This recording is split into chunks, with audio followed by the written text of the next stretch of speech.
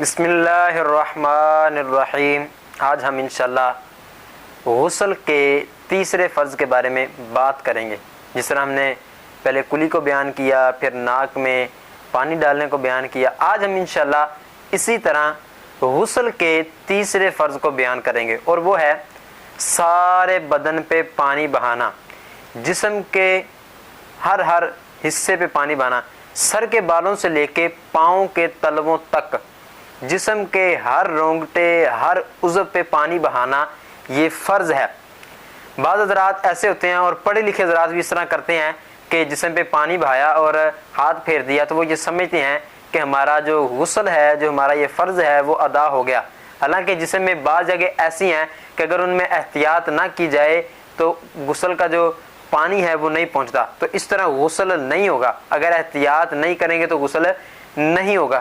تو ہم انشاءاللہ جو احتیاطیں ہیں وہ کل انشاءاللہ ہم ذکر کریں گے، لیکن آج حضرت سیدنا جنید بغدادی رضی اللہ تعالی عنہ کا میں ایک مختصر سا واقعہ ذکر کرتا ہوں۔ میں کل پڑھ رہا تھا تو میں نے کہا چلے انشاءاللہ اس کو ذکر کریں گے۔ حضرت سیدنا جنید بغدادی رضی اللہ تعالی عنہ یہ اللہ پاک کے بڑے برگزیدہ بندے تھے۔ کہتے ہیں کہ ایک مرتبہ نا سردیوں کی سخت راتیں اور مجھ پہ غسل فرض ہو گیا، تو میرے نفس نے کہا کہ اس طرح کرتے ہیں کہ صبح ہوتے ہی نا غسل کر لینا، ابھی رہنے دیں، صبح ہوتے ہی غسل کر لینا۔ تو حضرت جنید بغدادی رضی اللہ تعالیٰ فرماتے ہیں کہ میں نے اپنے نفس کو سزا دینے کے لیے بھلا کیا کیا، فوری طور پہ اٹھا اور نہایا نہیں بلکہ کپڑوں سمیت نہایا ہے، پھر کپڑے نچوڑے بھی نہیں، کہا کہ یہ نفس کو سزا اسی طرح دیں گے۔ یعنی کہ آپ اندازہ لگائیں کہ بزرگان دین کا یہ کس طرح کا طریقے کار رہا۔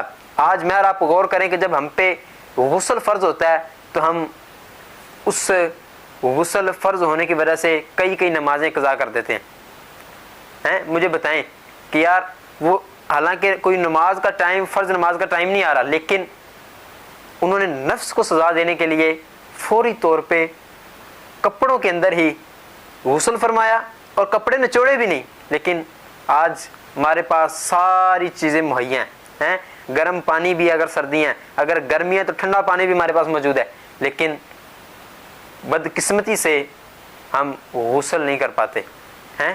یعنی کہ چلے گھنٹے بعد کر لیں گے، آدھے گھنٹے بعد کر لیں گے، چلیے آج جب ظہر کا ٹائم ہوگا اس وقت کر لیں گے۔